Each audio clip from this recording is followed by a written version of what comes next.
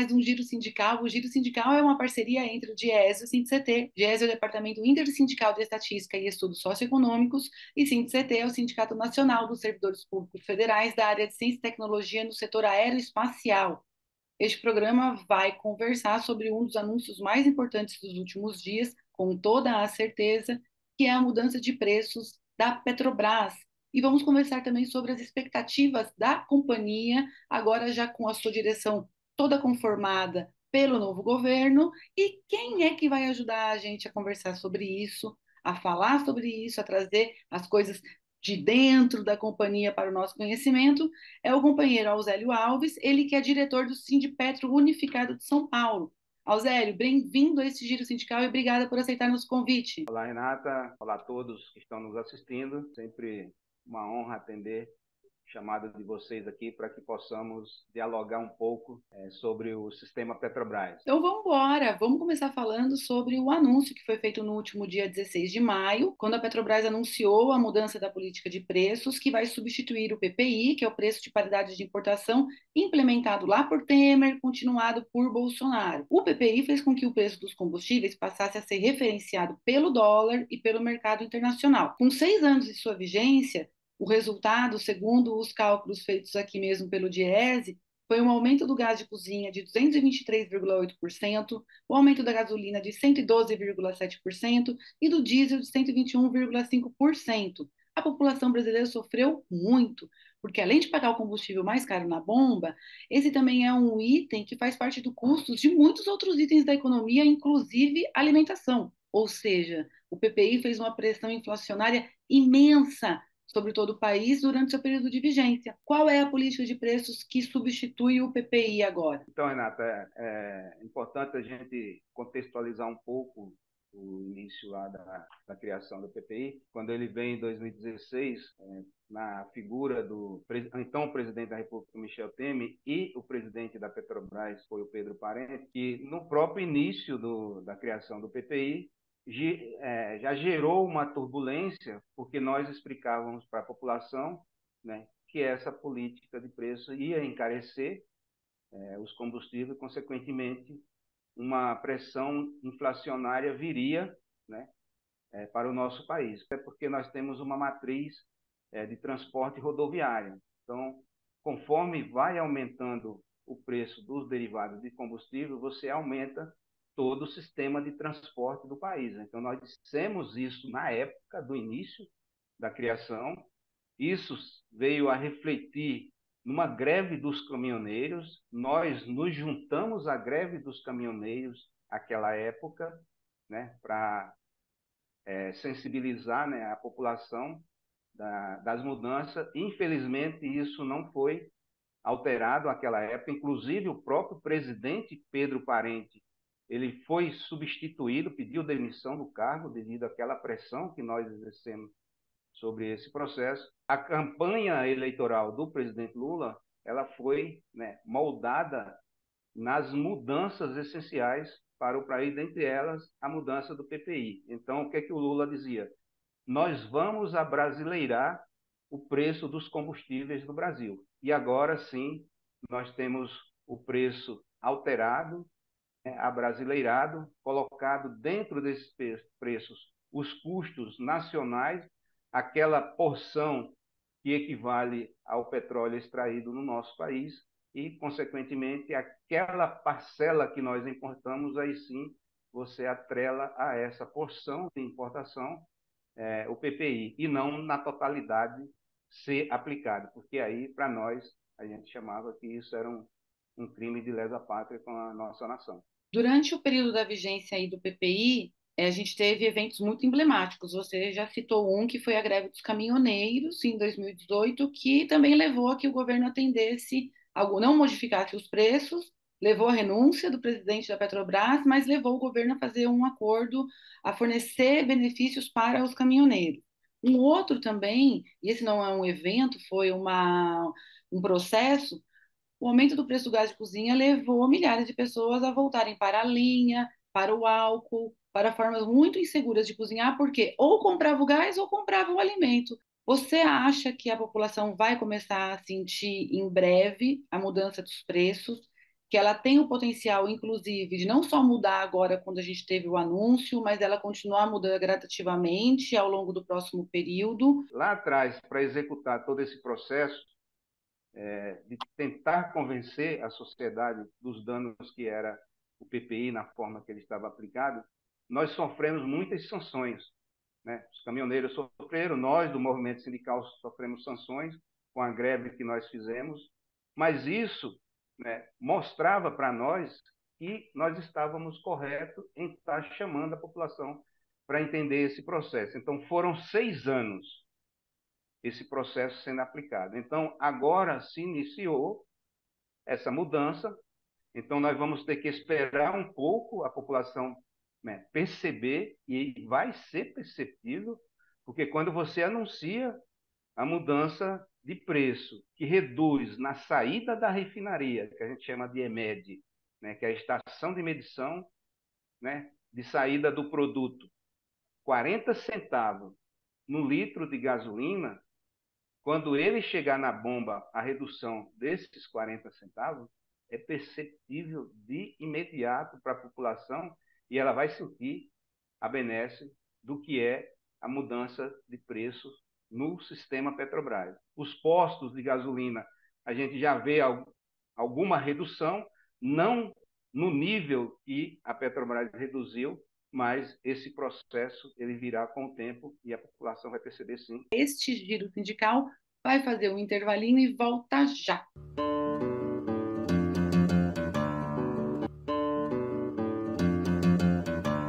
O Giro Sindical está de volta e esse programa recebe o dirigente lá da refinaria de Capuava, Mauá, Grande ABC Paulista, Auzélio Alves. E a gente está fazendo um bate-papo aqui sobre os últimos anúncios da Petrobras e sobre a expectativa do futuro da companhia, né? Agora já com uma nova gestão integralmente alinhada com a presidência da República. A população vai perceber que o gestor federal anterior ou não sabia ou estava sendo maldosos com a nação brasileira. Bom, a Petrobras ela foi criada em 53, até 97 ela tinha o monopólio estatal do setor. Depois da quebra do monopólio, outras empresas puderam entrar no negócio, mas ela se consolidou, continua sendo a maior empresa do setor e mais que isso, a maior empresa do país. E ainda é uma estatal, com o governo, com o Estado brasileiro sendo proprietário da maior parte das ações que dão direito à tomada de decisão.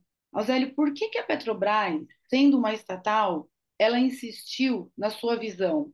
Por que que ela insistiu durante 6 anos numa política que foi tão danosa para a população que a gente nem precisa de tantos dados para convencer a população que foi danosa, porque foi muito sentido e ainda é muito sentido, porque os preços ainda estão muito altos. A Petrobras, desde 53, né, ela tem uma concepção de empresa para servir a população. Foi assim que ela foi idealizada, que ela foi criada para servir a população. E a forma que ela foi pensada, né, com as refinarias nas regiões específicas. Então, ela não pode ser privatizada, porque se você privatizar qualquer refinaria, você está separando parcela de mercado para uma empresa específica.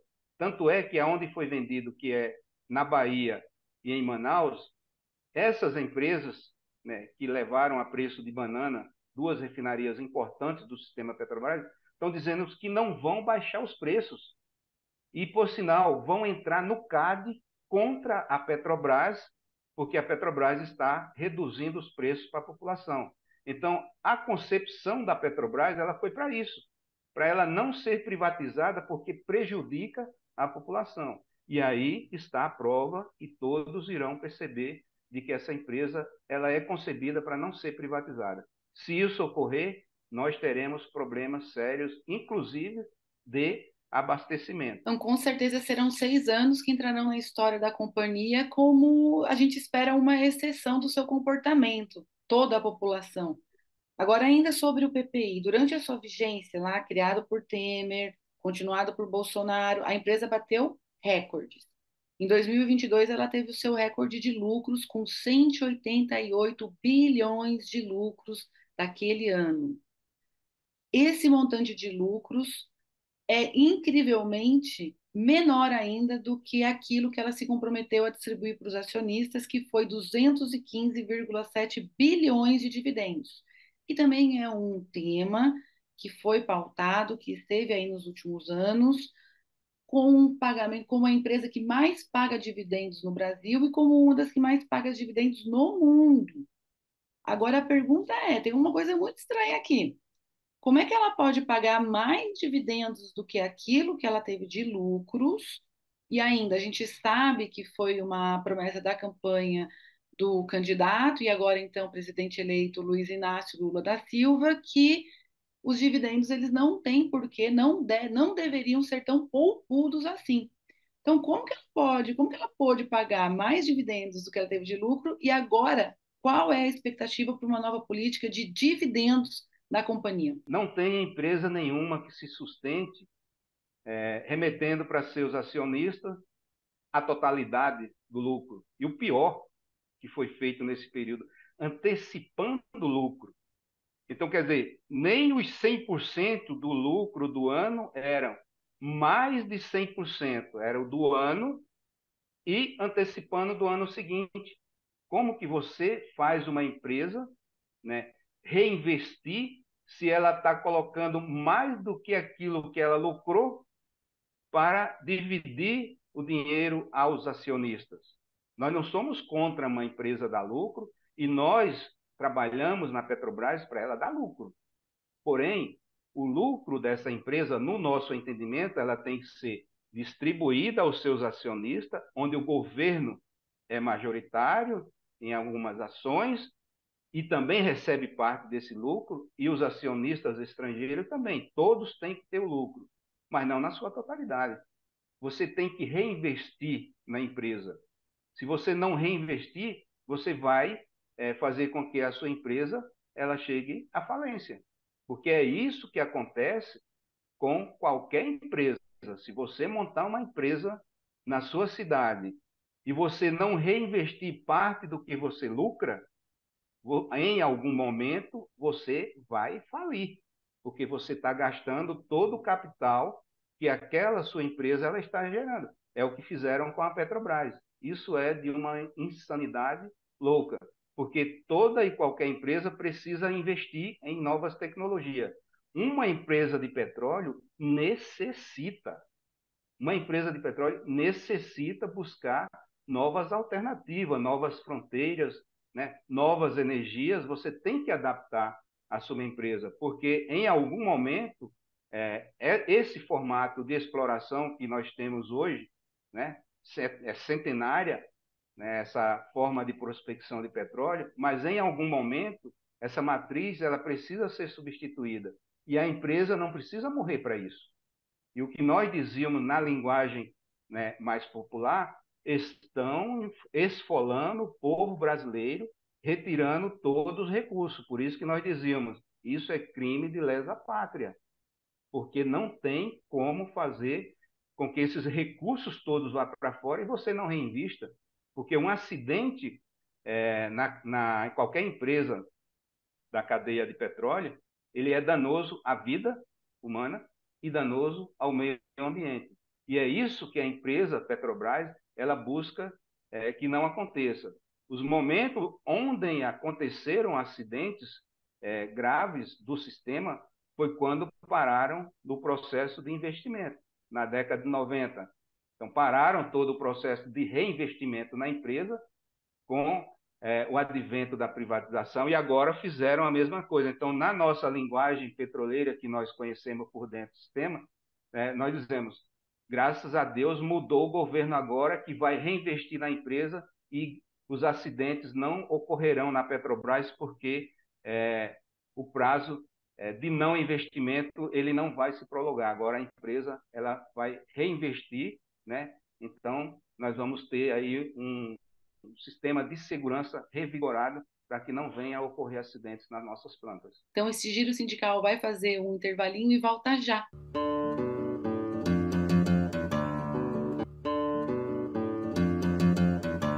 O Giro Sindical está de volta e este programa recebe o companheiro Auzélio Alves, ele que é do sindicato do Sindipetro Unificado de São Paulo e está aqui nos ajudando a entender um pouco os últimos anúncios que a Petrobras fez, as mudanças que ela já tinha anunciado, inclusive antes da mudança de preços, e ele terminou o segundo bloco tocando num ponto que a gente quer explorar aqui um pouco melhor, que é um ponto dos investimentos novos da companhia, que teve muita privatização, que vendeu refinaria, que vendeu dutos, inclusive hoje chegou ao absurdo de pagar e muito caro por dutos que eram da companhia.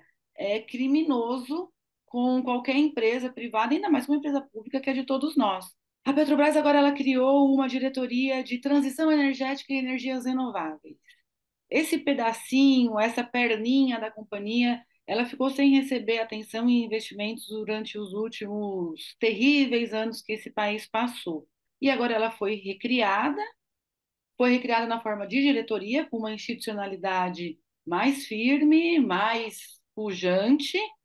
É possível a Petrobras crescer, contratar trabalhadores, contribuir para o país a partir de combustíveis não fósseis também, Eusélio? Como é que você vê isso? É possível, sim. Tem as novas matrizes energéticas que no governo anterior a esse que passou, né, o governo Lula, fez um investimento numa matriz que nós chamávamos a biodiesel, né? Então, ali se começava um processo para a transição que a gente chama da energia verde. Então, agora vem esse momento novo, né, para que a gente possa ampliar esse debate, mas que a gente também não deixe de explicar para a população as formas de ataques que vêm para o sistema Petrobras. É possível, sim, todo o debate vai ser feito, o plano estratégico de negócios da empresa ele vai ser apresentado, está sendo elaborado, está tendo todos esses parâmetros conforme a diretoria que você acaba de colocar, e nós vamos estar amplificando esse debate assim que a empresa, né, propagar quais são as linhas. Mas uma coisa que nós não podemos deixar com que a população ela seja envolvida na desqualificação da matriz petróleo, da forma, né, que nós temos, né, que é muito petróleo, uma das maiores jazidas de petróleo do planeta e que foi descoberto pela Petrobras, que é o pré-sal, que começa na Bacia de Santos e tem toda a margem do litoral e agora vem na margem equatorial com esse debate que vai ser inserido na sociedade e que a gente precisa estar esclarecendo muitas coisas. A sociedade já tem visto que estão divididos os órgãos de regulação ambiental e o Ministério de Minas e Energia e a direção da companhia com relação a esse tema chamado margem equatorial. Explica para gente o que é a margem equatorial, onde ela está localizada e qual é hoje a posição, se é que isso já foi discutido entre os petroleiros, sobre essa nova possibilidade de exploração e novos investimentos, já que a gente está nesse tema. Esse tema vai ser forte agora, da margem equatorial, que vai remeter ao mesmo processo que foi a época do pré-sal. Se a gente lembrar na época da descoberta do pré-sal, dos anos 2000, né, vem em 2006, que é propagado lá pela Petrobras, né, anunciado, que descobrimos. Antes, a mídia tradicional corporativa dizia que não tínhamos pré-sal. Depois que nós provamos, a Petrobras provou que temos petróleo, aí vinham os questionamentos de que não tem condições de explorar. E hoje, o Brasil, né, prospecta mais de 4 milhões de barris de petróleo dia. A maioria, né, 70%, vem do pré-sal. Então, essa margem equatorial, vamos imaginar assim de uma forma mais simples. Imagine um mapa do Brasil, quando faz a curva no mapa, que aí pega aquela região, Rio Grande do Norte, Ceará, Pará, Amapá, até Guiana Francesa. Então, essa que chama margem equatorial. Então, existe também a possibilidade, e pelos estudos sísmicos que tem, né, que ali também vai se confragar uma grande jazida de petróleo para exploração e desenvolvimento da nação. É extremamente importante que todos os órgãos se envolvam e debatam a melhor forma disso ser feito, porque uma nação que tem a riqueza natural do petróleo que o Brasil tem que ter o máximo de cuidado para poder fazer essa exploração, mas tem que fazer. No nosso entendimento, tem que fazer, porque isso é soberania energética. E todas as outras matrizes que nós estamos trabalhando para que sejam, em um momento, substituídos pelos renováveis, no momento, o petróleo é uma matriz que ela vai perdurar por muitos e muitos anos ainda. Então, nós precisamos ter em mãos esses materiais, esses dados e discutir com a sociedade. Não podemos, né, subestimar nenhum órgão de governo, mas temos que fazer o debate. Porque se nós não fizermos e nos apropriarmos para desenvolver aquela região, que será o momento de desenvolvimento da região norte e nordeste com a riqueza dos royalties do pré-sal, nós poderemos estar deixando isso para outras nações explorarem. Ali pertinho, né, no Suriname, você já tem empresas de outros países fazendo a exploração do petróleo ali próximo àquela região. Então, onde foi debatido isso? Ainda não chegou. Vai chegar agora com essa questão do debate sobre a margem equatorial, e é isso que nós queremos preparar a população, né? Mostrar muitos e muitos dados de que, com todo o controle que nós conhecemos sobre petróleo, e olha que a Petrobras é a única empresa no mundo que ganhou 3 prêmios em tecnologia de águas ultra profundas. Então, conhecimento, nós, brasileiros e brasileiras, temos. Agora, precisamos colocar à disposição esse conhecimento para que a população perceba que não vai correr risco e que, sim, confie no sistema Petrobras, porque ele será explorado de uma forma segura para todos nós. Você que está aí no dia a dia, dirigente sindical, destaca quais são os pontos que você já sentiu grandes mudanças na companhia na relação ao trato das demandas dos trabalhadores? Você já percebe no dia a dia as mudanças. Hoje mesmo nós tivemos uma assembleia com os trabalhadores, que a gente chama os trabalhadores da construção civil, que está no processo de negociação do seu acordo coletivo. Então, você sente esse clima com os trabalhadores, tanto os trabalhadores próprios como os trabalhadores prestadores de serviço, do trato no dia a dia. Então, o relacionamento, ele estava de uma forma muito pesada, sem diálogo, né? Sem você fazer a consulta ali aos seus superiores e buscar um processo negocial para resolver, por exemplo, uma transferência de um trabalhador.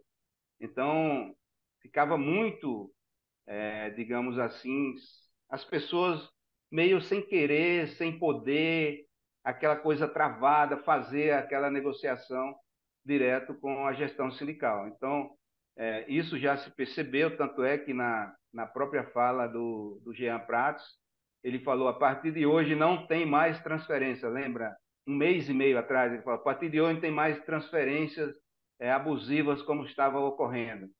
E agora, com o advento dos concursos públicos, que tem um que já ocorreu a prova, você vai chamar esses trabalhadores e trabalhadoras que passaram no concurso público, começar o treinamento, para você ali ir fazendo um ajuste daqueles trabalhadores que foram transferidos de uma forma brusca, de uma forma ali inadequada, sem um reconhecimento da importância do trabalhador estar ali naquele ambiente, no local para onde ele prestou o concurso público. Então, no dia a dia, a gente já percebe essa mudança a partir do anúncio do comando da empresa, né? Que aí os outros gestores vêm, já se aproxima e já entra mais no processo negocial. Isso já está perceptível, a gente espera que, conforme toda a diretoria vá se acomodando, vá entendendo como funciona a máquina, a empresa é uma empresa grande, está no território, né,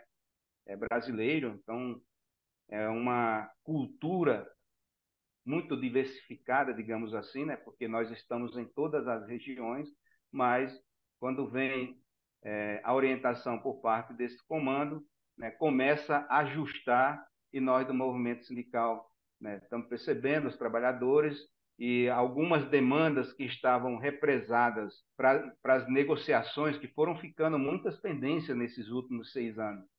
Então, a gente foi criando vários grupos de trabalho, agrupamos ali por temas e já começamos a fazer a negociação, né? Já estamos avançando em algumas questões. Por exemplo, vou dar um exemplo aqui, uma coisa simples, uma escala de turno, uma jornada de trabalho aprovada pelos trabalhadores na base, por assembleias, e você fica com isso há 1 ano e meio, 2 anos parado sem ser executado, porque a gestão anterior não exercia aquilo que é o direito do trabalhador, através da Assembleia, se expressar favorável a uma determinada escala de turno. Então, essas coisas começam a andar agora e a gente acredita que, em breve, nós estaremos resolvendo várias pendências que ficaram aí acumuladas durante esses longos e terríveis 6 anos, mas que agora vem aí a nova fase do sistema Petrobras, que essa nova empresa ressurja e que a gente está pronto aí para servir a Petrobras. Prepare-se para os novos concursos públicos que virão, brasileiros e brasileiras, e que em breve vocês estarão fazendo parte desse time, né? E sejamos todos petroleiros e petroleiras. Um abraço, um beijo no coração. Obrigada, Zélio. Obrigada mesmo. E obrigada a vocês também que nos acompanharam até aqui. Seguimos. Até mais.